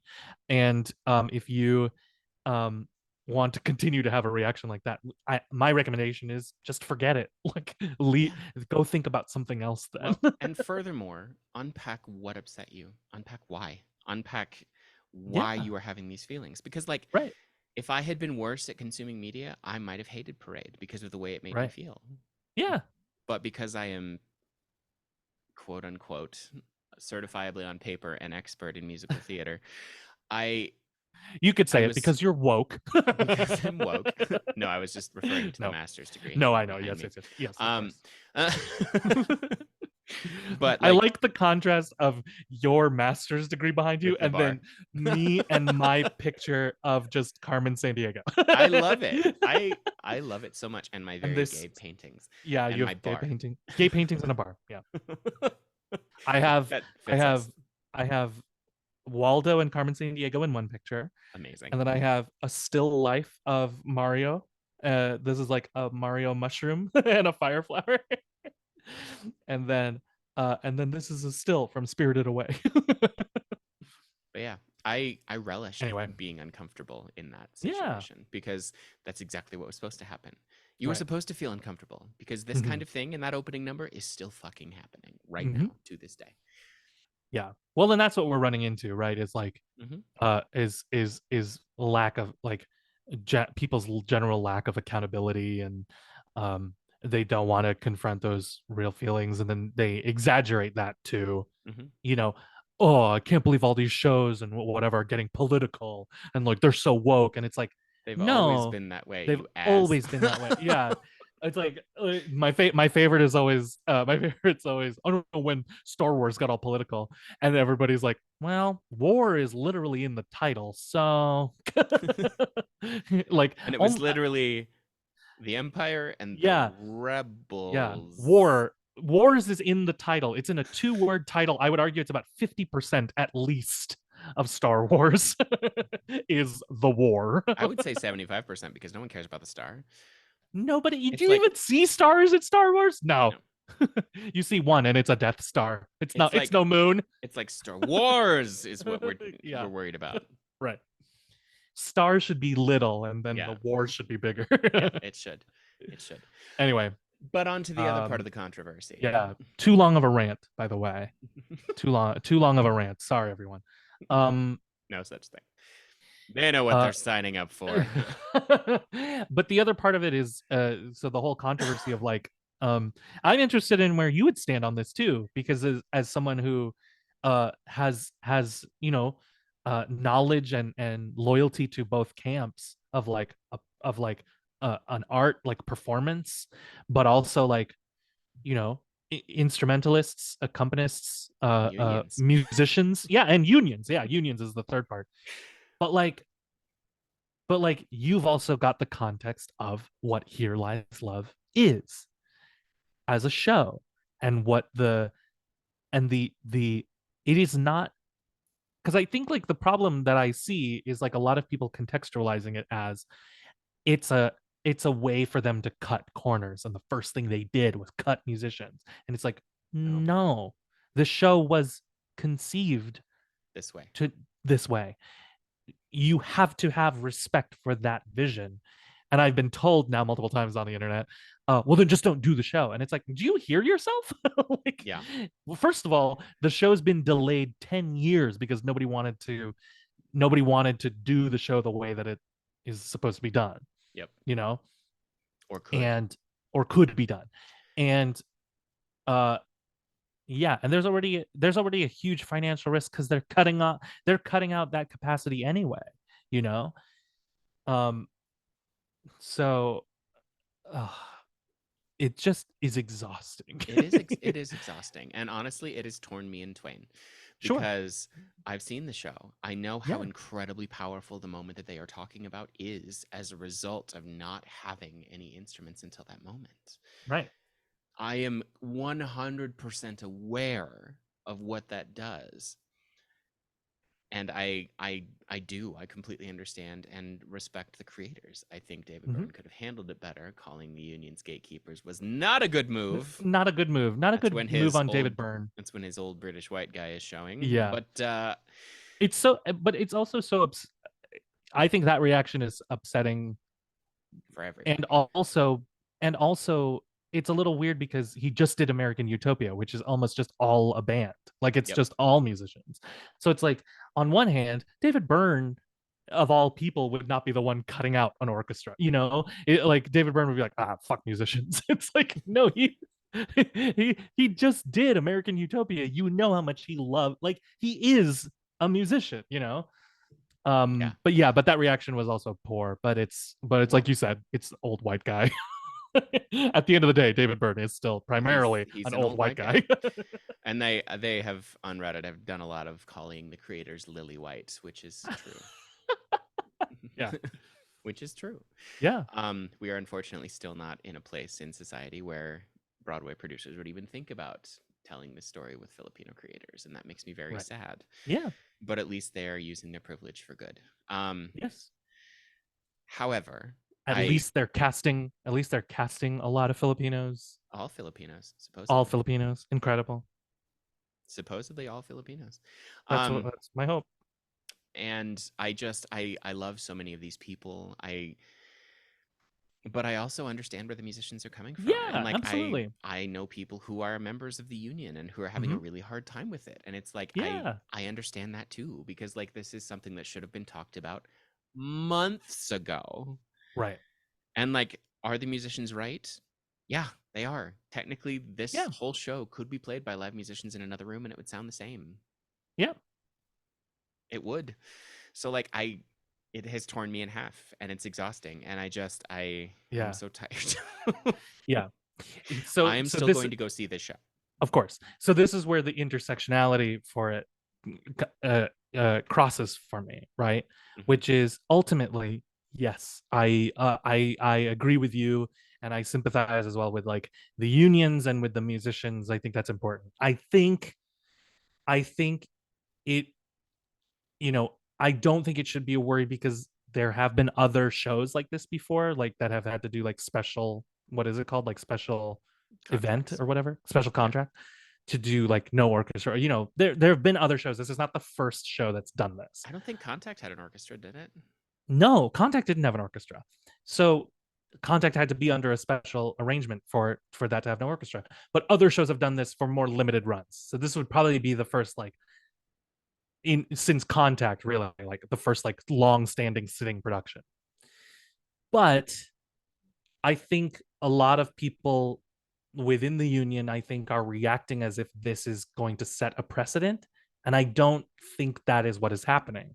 I hope not. Again, because I have the context of the show, a lot of shows are still being made like this season, with, or like, it's still very necessary. It's like Here With Lies Love bigger is orchestras. yeah, exactly. Here Lies Love is an exception. It's not the rule. Yeah. And then here's the intersectionality of it, which is ultimately, and maybe maybe there be some contention about this, but I think what we were just talking about, which is like, I have no responsibility for how you react to this, but I think that ultimately, race trumps occupation. So the fact that this is a controversy over a Filipino story, I would say, fuck you. Mhm. Let this show happen the way that it needs to happen, and protest and picket a different show. Because again, and the reason that I bring up, like, this has happened with other shows previously, is like, I don't remember that much controversy about things like this. I don't know why it's coming up now with Here Lies Love. I know. So, yeah,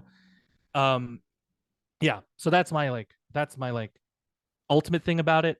I know there's more nuance and complications to it, and like, you among others are like, I have friends who are like musicians and in the union as well, and I get that, but it's also like,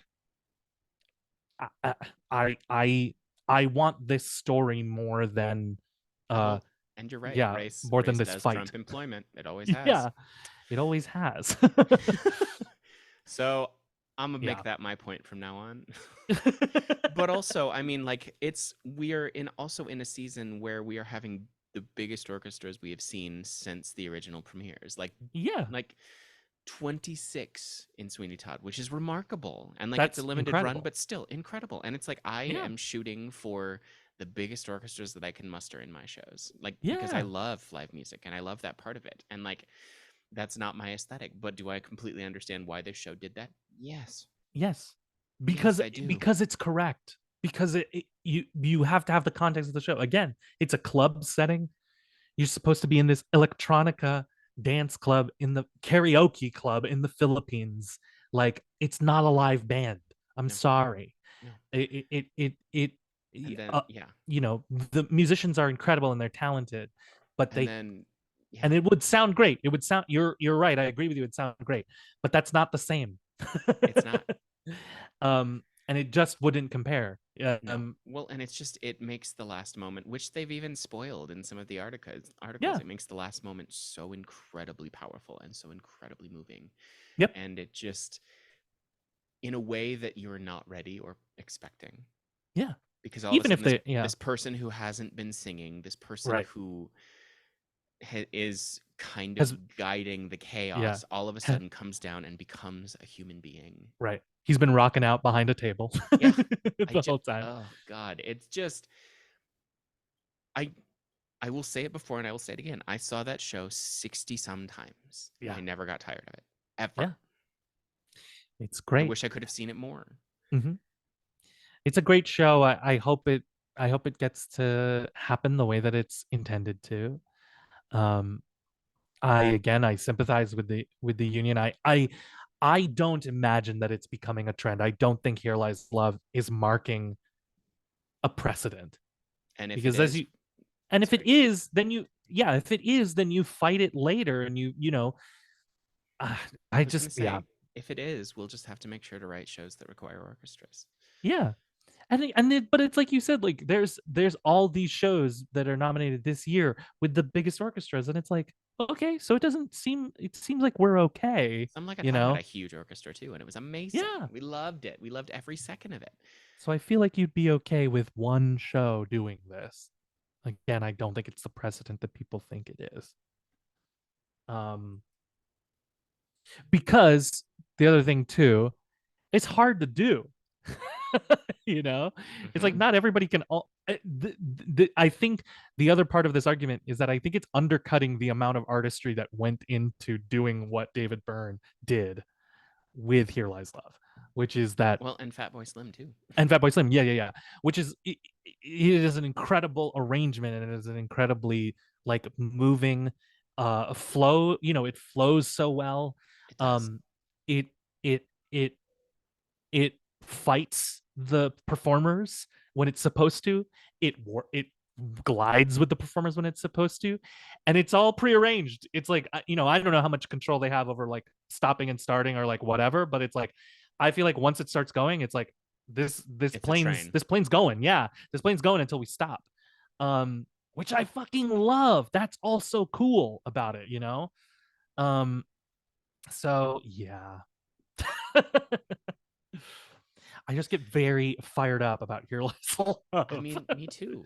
I have gone on record many times saying it's one of my favorite things that has ever happened. Oh, yeah. To me, I am so privileged that I got to see it as many times as I Yeah. did. And it fundamentally changed me as an artist and a person. It Right. did. Yeah. So I guess also I will say, like, at the end of the day, I think very similar to our Tony's discussion, which is like, if they end up having to relent and do it with some sort of live accompaniment, and that happens, it's still a fucking great show. It's still It is. like there Please the go. yeah, please go, please support it.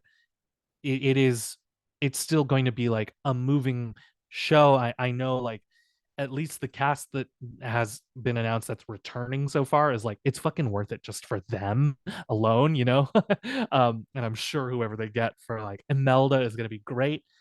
Because they batted 1,000 so far. Every Imelda I've seen is incredible. It's what's her face, Ariel Jacobs. Oh my god, that's right. Oh, I am dead. And I am dead same, now. Same. I am a And ghost. Our darling. Oh, I just had a stroke. Oh no. Oh my god, brain. Who Don't are do you this to talking me. about? Which character? I am talking about Ninoy's mom. Oh, Leah Salonga. It's Leah Salonga. Thank you. Yeah. Yeah. I literally saw her face, heard her singing. She was singing to Yeah, me of course. personally. She was singing that song because I am so familiar with her voice. I can hear her voice singing that song. Although I am hoping that at some point Natalie can return. Oh yeah, because she'd be great. But I know honestly don't Leah's. know if she's in the business anymore because I haven't heard from her in a long time. But I know Leah is not. It's a limited run for her. It's like Yeah, six. it is. Like she's in the first 6 weeks or something. Yeah. And I hope that Maria Cristina can come back at some point, and because she's currently on tour with Hadestown, and I think JG is in Shucked. JG actually just left Shucked. Her last performance was yesterday. She's joining again, so she is back in the dance club. Oh my god, we love it. We love it. We love it. But yeah, I mean, at the end of the day, please go. Yeah. Please support live theater, even if it has been a contentious ride getting there in the last couple of weeks. Please buy tickets. Please go. Please support this show. And you know what? Will change you in ways that I cannot even imagine. Yes, agreed. And you know what? Honestly, to to me at least, the debate about it is progressive in a way. Like, I think it is a worthy discussion. I just fall very hard on one side of it, but I don't see it as an invalid, like a silly, it's not like I'm trying to think of an example that would be relevant, but like I can't think of anything. But it is a thing worthy of debate, of unions and the value of musicians who are invaluable, and shows that utilize them and take full advantage of them. I fully like support the grounds of this debate. Again, I just fall very hard on one side. Well, and part of me is just really pissed off at the producers, except LaShawne's. Yeah. Sure. Oh, never LaShawne's. No, never LaShawne's. She is perfection personified, and she's a co-producer on Kimberly Akimbo too. So. Oh shit! There you go. I didn't know that. That's awesome. But it's like they knew this was coming. They know about these union holds. They know about all of the things that can happen, and it's like there are other ways you could have gone about this, including Yeah. just paying the 13 musicians to sit around and be on call. You can do Right. that. That's been done Yeah. in theater history. You could have Yeah, worked yeah. that into the budget and it wouldn't have been a big deal at all. Why Right. did you wait until now, 2 weeks before opening? I also, but that's the other thing, Cameron. If you can, maybe you can explain this to me because I don't know this. I don't understand this. I would think that this has already been like my understanding was that we only found out about it like 2 weeks ago. But Maybe. like my understanding is that like because I think that would be crazy if like And that might have been didn't they purposeful. like arrange all these contracts and like You'd think. 'Cause, I feel like that's- this was done months ago, you I was know, gonna like say, like fire your general manager. well, yeah, well, what I'm saying is like I feel like behind the scenes, this has already been figured out. They weren't going to use musicians. They already had it out with the union and like have come up with the arrangement, and we just don't know it. We're just not privy to it. And then we found out about it because Here Lies Love got announced, and it wasn't announced with an orchestra, and everybody was like, "Why doesn't it have an orchestra?" And then we found out, oh, they're not using one. And then so now the Or- general public has come up. Or Or did they leaked. really? Yeah, or leaked. But did they? No, but I mean like I can't. purposefully leaked. Sure, purposefully. Yeah, sure. But I mean, like, there's no way that they didn't do this already before weeks I- before opening. I would hope Right? not. I would hope not. Oh my god, we forgot to hire a band. Like, you know what I Oh my mean? God. Like, you know, We should have gotten these permissions months ago. it's yeah, it's like a wedding. You know, like yeah, somebody didn't get invited to the wedding, but the And now they're husband. being- now they're Yeah, being but pissy. right, and now they're being pissy. But the bride and groom like made their peace about it But like months ago. I think to even book the theater, they would have had That's what I to- mean. That's what I 'cause, mean. like, It's because yeah, like these are all well-known union rules. Right. Is that, you know, it's by audience size. That's the required number of musicians is the audience size. Yep. So that's like, what I mean. When the show got booked and the theater said, "All right, we can finally 10 years later. Yeah, let's do the show here. We'll gut it so it can be the club scene, you know, that's going to be reduced capacity, but that's fine. We'll take on the difference. We're confident. Let's do it." And then arrange everything and then at that point that's when they're like, "Yeah, there's going to be no band." Oh. You know, like that's where we have that discussion. mhm. I can't imagine it was just brought up 2 weeks ago, and that's why can't we all imagine found out about either. it. But who knows? It's insane behavior. It is. But stranger things have happened. I mean, you know, Yeah, and also The because director of did ask because us of to Gatton stop. Matarazzo, stranger things have happened. it's true. Hey, It's true. And the director did ask Hey-o. us to stop the air traffic over the Delacorte. So, you know, anything is possible. Sure. I feel like the man who asks me to stop air traffic over the Delacorte would head this off at the pass. That's true. That's true. You're right. You know, I was just, yeah. I just love that. I will never forget that. Me either. It's one of my like I it's one of my like imagining a celebrity at their lowest point. Like that's how I will imagine him at his lowest point, is him haphazardly walking out and be like, "Can you tell these helicopters?" It's like, what? No. Tell them what? And also how? I mean, I think it would be a 10-year legal process, but you could probably make over the Delacorte a no-fly zone, but only the Delacorte. Like there would still, Right. you'd still be able to hear and see You have everything surrounding that's air happening. traffic. You have Yeah. surrounding air traffic that won't go over the Delacorte. That's Because weird. it's the largest city in the United States. Yeah. The fuck are you talking about? Yeah. Also, that was the only time I ever heard helicopters. Yeah. In my 3 years of going up to the park. It was because all of a sudden we were all made aware, and I Right. heard them more after that, but it was like I didn't notice before. It's like you can Yeah. hear the taxis honking from 86th Street. Come on. Come on. Calm down. Central Park Anyway. West. It's a busy avenue. Yeah. Yeah. But anyway, that's my that's that. This has been your Tony moment from Omni This has been your Bilateral Tony Panic. moment. We are super excited.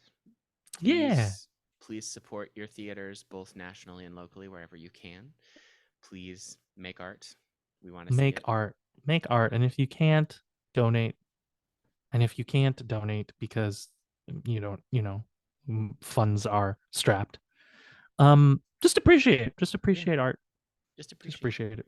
Partake in conversations like this because they're really Yeah. important. Please. I'm not going to say politely, but in a way that does not insult other people's intelligence. 'cause Right. that's Yeah. not Be helpful. be polite, be respectful, even Be if you do have courteous. strong opinions. But and also like we did today in the Tonys uh part of this conversation, also just make wild conjectures about Yes. things.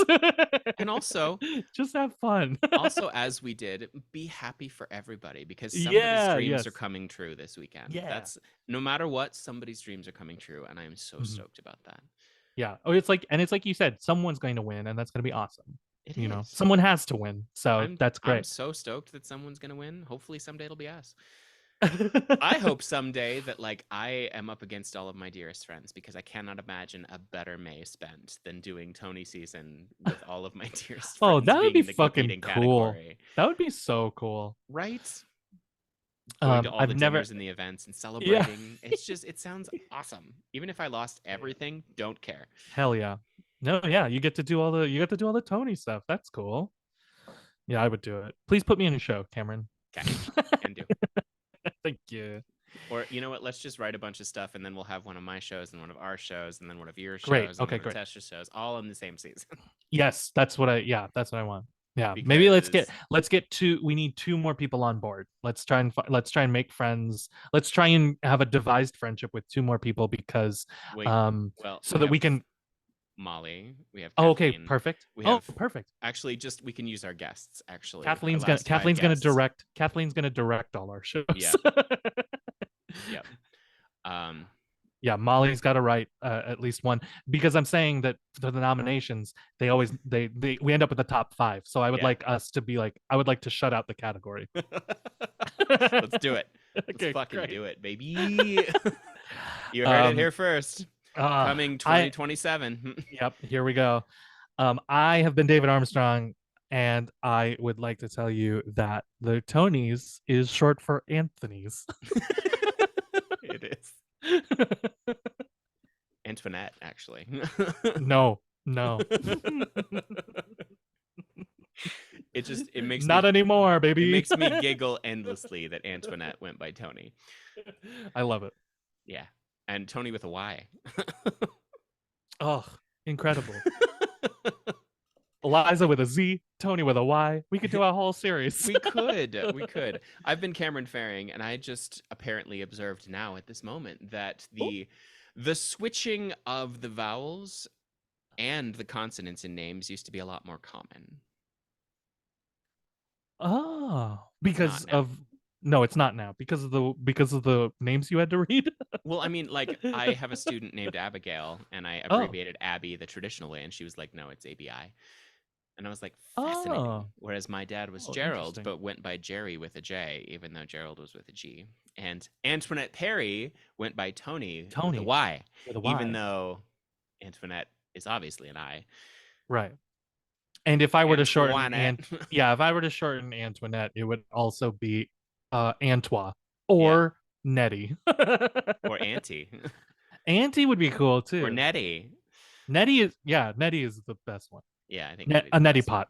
Is that named after her too? Oh my god, you want a Nettie? That's for the theater. You can win a Nettie pot. I mean, I'd take it. The golden Nettie pot goes to golden Nettie pot. Kimberly Akimbo. Thank God. Anyway, this has been lovely, pal. I loved it. I Me loved too. it. We love you all. Thanks for tuning in, and we will see you soon. Bye. Bye.